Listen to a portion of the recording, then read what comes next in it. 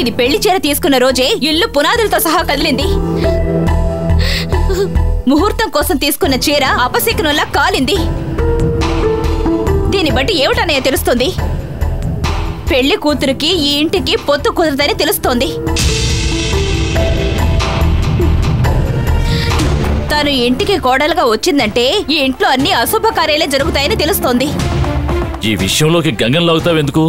తన కోసం కొన్న చీరేగా కాలింది. చెప్పాలంటే తన చేతులతో తీసుకెళ్లి పెట్టిన చీరేగా కాలింది. అంటే తప్పు తనదేగా. ఏమిటనయ్య కాదంటున్నావు? పూజ రూమ్ లో చీరని పెట్టమన్న వాణ్ణి నేను. అదొదిలే. అవును, ఈ రోజు పూజ రూమ్ లో దీపం వెలిగించింది ఎవరు? నువ్వే కదా? ఆ విధంగా చూస్తే నీ తప్పు కూడా ఉంది కదా. ఓ అన్నయ్య, నువ్వు సంబంధం లేకుండా మాట్లాడి కన్ఫ్యూజ్ చేయకు. తను మన ఇంటికి తగిన కోడలయ్యుంటే నిప్పు పడినా కూడా చీర కాలుండకూడదుగా. కానీ ఆ విధంగా ఏం జరగలేదే.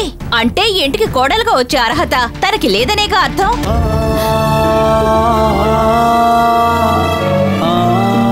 అందరూ ఒక్కటై ఆ పిల్ల మనసులో లేనిపోయిన ఆశలు రేపి ఇప్పుడు అనుకోకుండా జరిగిన విషయానికి ఆ పిల్లను తప్పు పట్టడం న్యాయం కాదు దేవి. మంజు అక్క, న్యాయం కాదని ఎలా అంటారు? మా బావుకున్నది ఒకే ఒక బిడ్డ. నా మేనలుడి జీవితం బాగా ఉండాలి.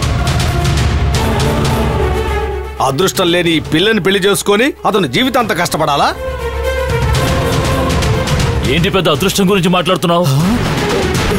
అరుణ్కి రమ్యనివ్వాలనుకున్నప్పుడు తను లేచిపోయింది. నీ కూతుర్నివ్వాలనుకుంటే తను పిచ్చిదైంది. ఇప్పుడేంటి? గంగకు ఉన్న చీరగా కాలిపోయింది. గంగకేమీ కాలేదు కదా. మీ పిల్లలందరి అదృష్టం కన్నా గంగ అదృష్టం బాగానే ఉంది.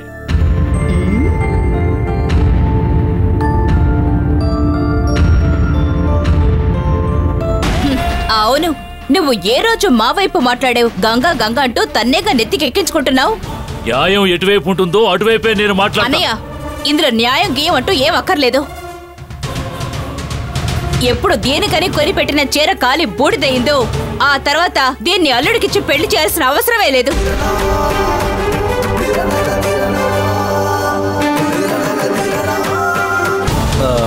అవును బావా, కళ్ళ ముందు ఇలాంటి అపశకనం జరిగిన తర్వాత దాన్ని మనం నిర్లక్ష్యం చేయకూడదు. వెంటనే ఈ పెళ్లిని ఆపండి. ఎవరు చెప్పినా ఈ పెళ్లి ఆపే ప్రసక్తే లేదు. గంగే ఈ ఇంటికి కోడలు.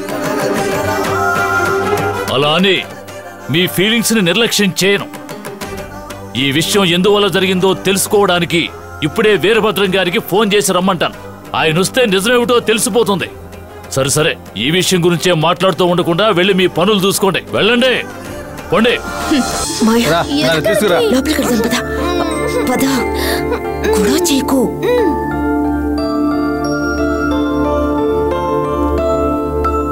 రామా,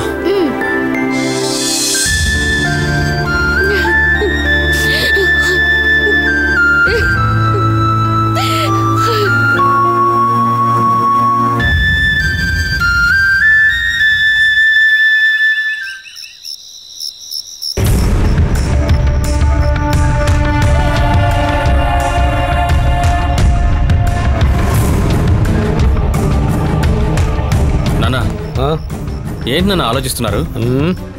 చీర కాలటం గంగ యొక్క దురదృష్టం అని చెప్పి ఈ పెళ్లి క్యాన్సిల్ చేద్దామని చూస్తే తను తప్పించుకుందిరా.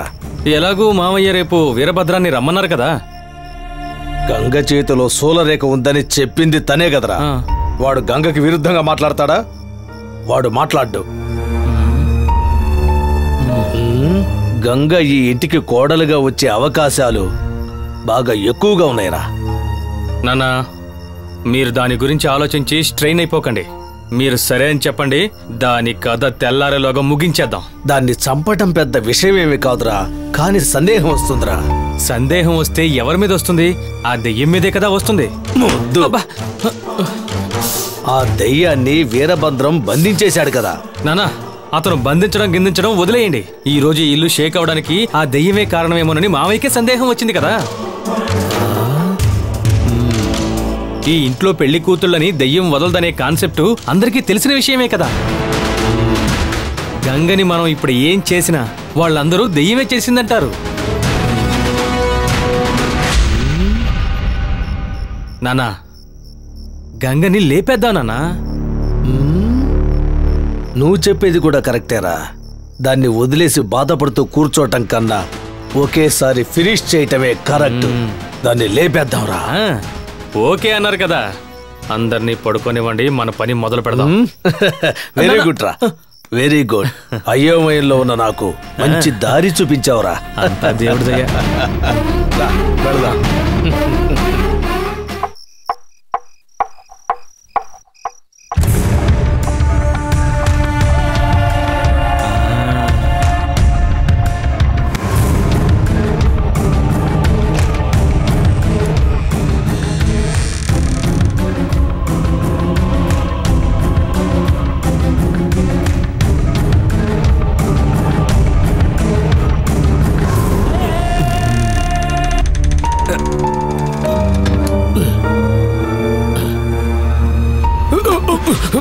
కొట్టానంటారా? నాన్న, ఏంట్రా? మావయ్య నిద్రపోయారు.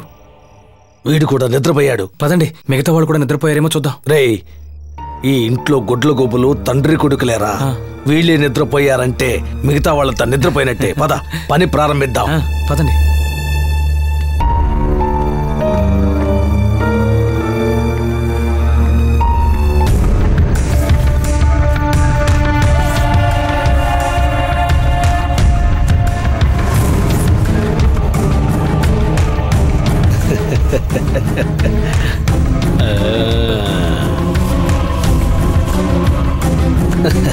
మన ప్లాన్కి తగినట్టుగా ఇది బయటే నిల్చొని ఉందిరా. మనకి రిస్క్ తక్కువేనా? రండి వెళ్దాం. ఉండు. మా గంగ, నేను ఫోన్ చేశాను, నువ్వు వెళ్ళి పడుకో. మరి మీరు? నేను కొంచెం లెక్కలు చూసుకోవాలి. సరే నాన్న.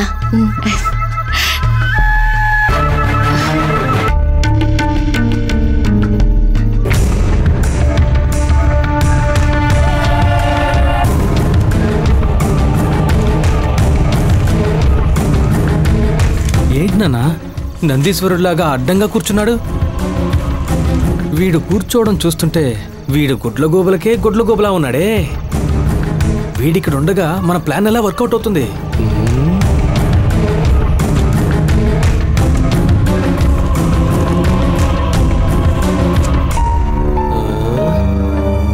వీడి సంగతి నేను చూసుకుంటాను. రా.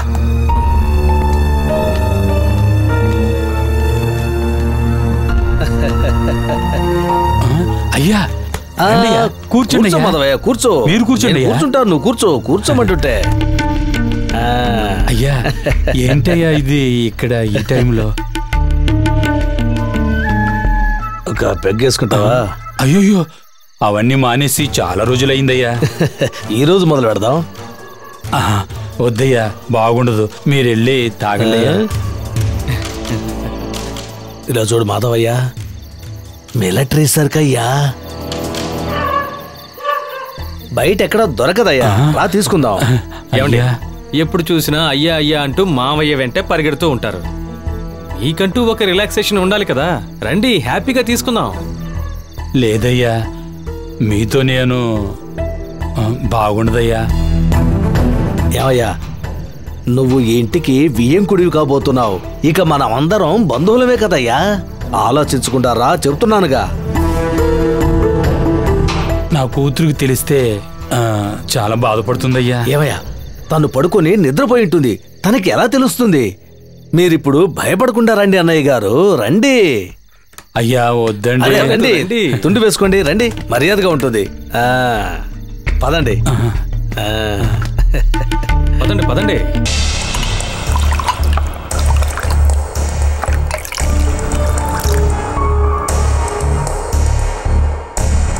అయ్యా మాధవయ్య, నాతో కలిసి ఎవరు ఏం పని చేసినా నేను ఎవరికీ చెప్పను. అందుచేత ఈ విషయం బావ వరకు వెళ్ళనే వెళ్ళదు. మీరు సంతోషంగా తాగండి.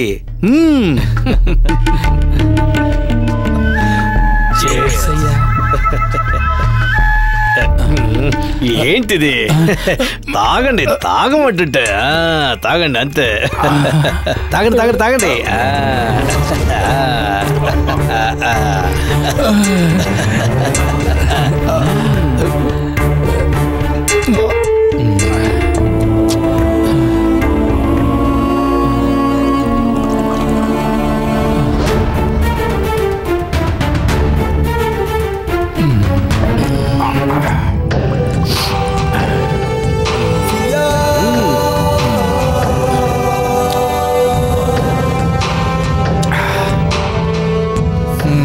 బిడ్డ బంగారం లాంటిదయ్యా, కానీ తను ఈ ఇంటి కోడలు కాకూడదని మాట్లాడుకుంటున్నారయ్యా. అది తలుచుకుంటే మనసుకి చాలా కష్టంగా ఉందండి. చివరికి మీరు కూడా అనేసారు కదా. మాధవయ్య, నా కూతురు పిచ్చిదైపోయినట్టుగా నీ కూతురు కూడా కాకూడదనే సదుద్దేశంతోనే నేను అలా మాట్లాడాను. నువ్వు నన్ను అపార్థం చేసుకున్నావు.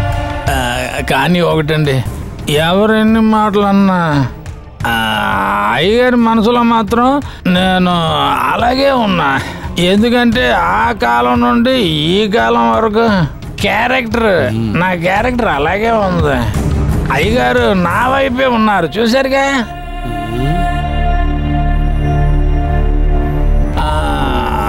నేను ఆస్తి సంపాదించలేదు, డబ్బు సంపాదించలేదు, కానీ అయ్యగారి మనసు సంపాదించుకున్నాను.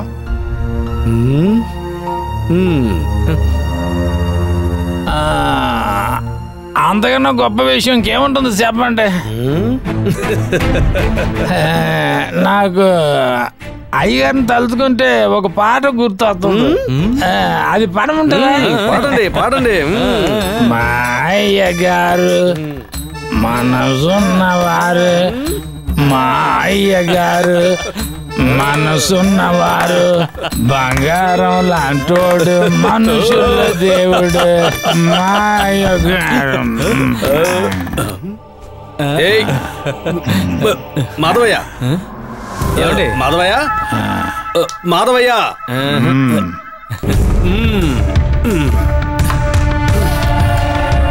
వస్తా.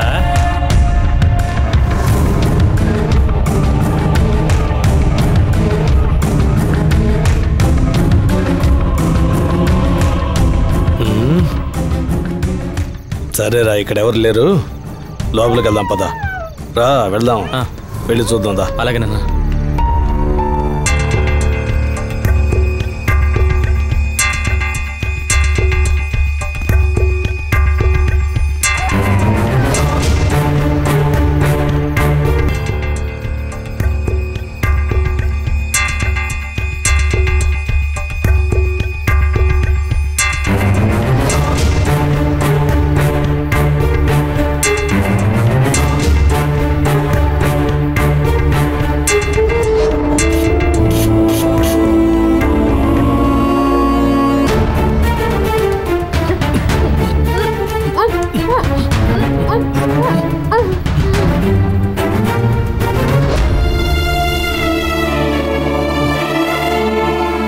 స్పృహ కోల్పోయింది నాన్న.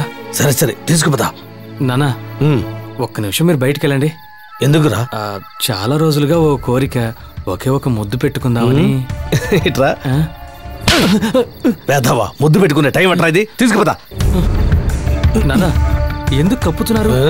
మొహం చూస్తే నీకు మూడు వస్తుంది కదరా, మొద్దు వేదవా, తీసుకో. అయ్యో అయ్యో, అట్రా పట్టుకో. జాగ్రత్త, లేవు పైకి లేవు.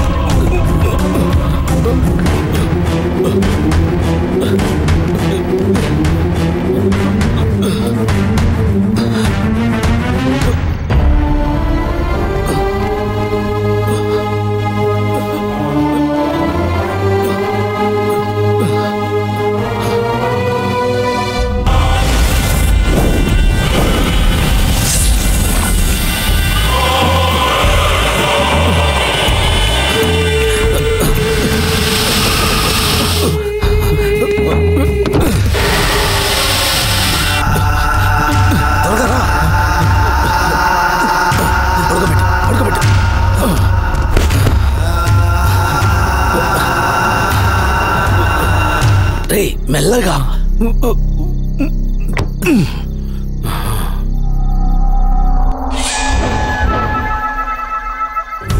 నాన్న మన ఇద్దరు ఇంట్లో లేకపోతే సందేహం వస్తుంది. నేను దీన్ని తీసుకెళ్ళి ఫినిష్ చేసేస్తాను. మీరు వెళ్ళి పడుకుని నిద్రపోండి. రే నేను నిన్ను నమ్మను, నేను వస్తాను పద. ఏంటి నాన్న నన్ను నమ్మలేరా? రే నీకు మొహం చూస్తే మూడొస్తుందని చెప్తున్నావు కదా, అందుకే నేను వస్తానని చెప్తున్నా. పోనీ మీరే తీసుకెళ్ళి ఫినిష్ చేయండి, నేను ఇంట్లో ఉంటాను. ఏంట్రా జారుకుంటున్నా? ఏంటి నాన్న దేనికి ఒప్పుకొని? సరే అయితే మీరు ఉండండి, నేను వెళ్తాను. రే మిస్ చేయవు కదా? నాన్న ఐడియా ఇచ్చిందే నేను మిస్ చేస్తానా? సరే సరే నా మీద ఉంటాయి. పక్కనే రైల్వే స్టేషన్ ఉంది, అక్కడ రైల్వే ట్రాక్ మీద దీన్ని పడే. ఇప్పుడు టైం ఎంత అయింది? 12:30. 1 గంటకి కరెక్ట్ గా రైలు వస్తుంది. టైం అయింది, త్వరగా బయలుదేరు. రే నాన్న మీద ఒట్టేసావు, పొరపాటును కూడా తప్పు చేయకూడదు. వెళ్ళు.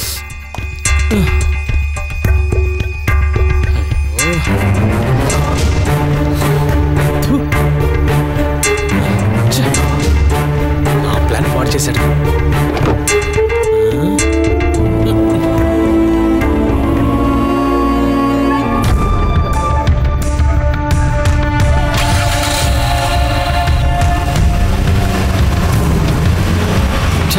టెన్షన్లో గేట్ తీయడం మర్చిపోయానే.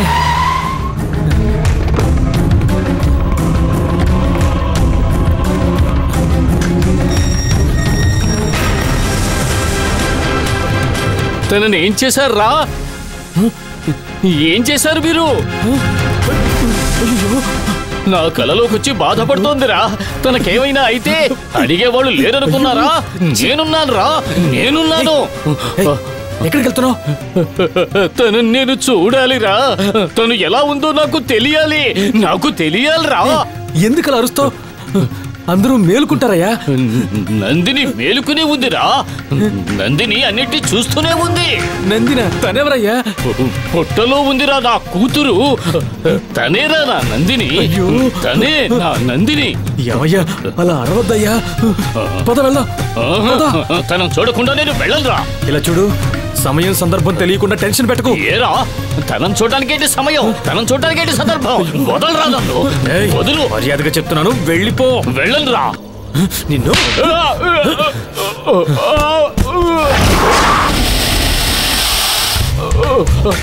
బయటికి పో.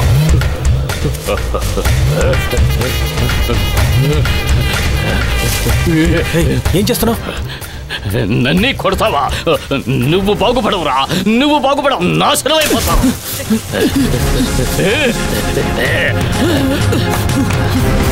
నందిని, నందిని, ఎలా ఉన్నావా? నీకేమీ కాలేదు కదా? నీకేమీ కాలేదు కదా? ఏం కాలేదు కదమ్మా?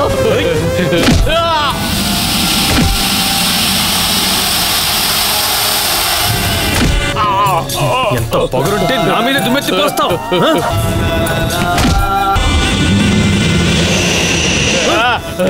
నా మీద దుమ్మెత్తి పోస్తావు? ఎంత పొగరుంటే నా మీద దుమ్మెత్తి పోస్తావు? నన్నేమీ చెయ్యొద్దు.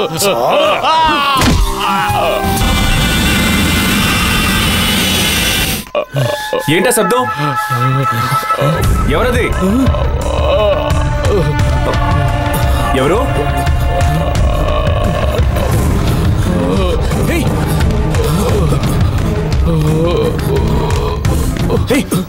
ఏమైంది?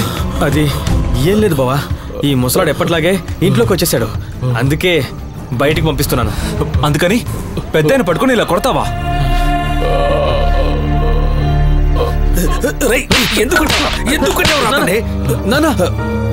బాబు, ఆ ముసలోడు వెళ్ళనని గోల్ చేస్తుంటాడు, అందుకే వీడు కొట్టుంటాడు. అందుకే కొట్టుంటాడు బాబు, అంతే. ఏంటి మామయ్య నువ్వు కూడా ఎలా మాట్లాడతావు? పాపం ఆ పెద్దానికి మతిస్థిమితం సరిగ్గా లేదు. అలాంటి వారితో ఎలాగైనా నడుచుకునేది? చూడు ఎలా రక్తం వస్తోందో.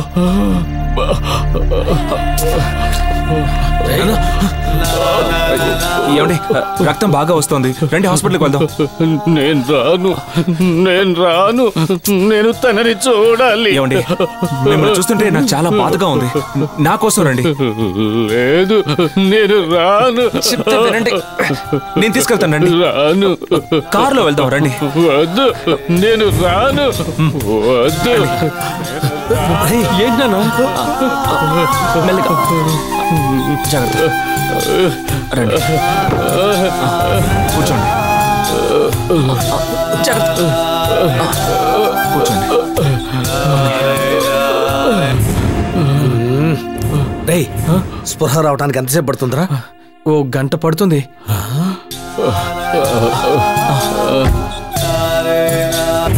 వీళ్ళు హాస్పిటల్కి వెళ్ళి వచ్చేలోగా దానికి స్పృహ వస్తే ప్లాన్ అంతా పాడైపోతుంది కదరా.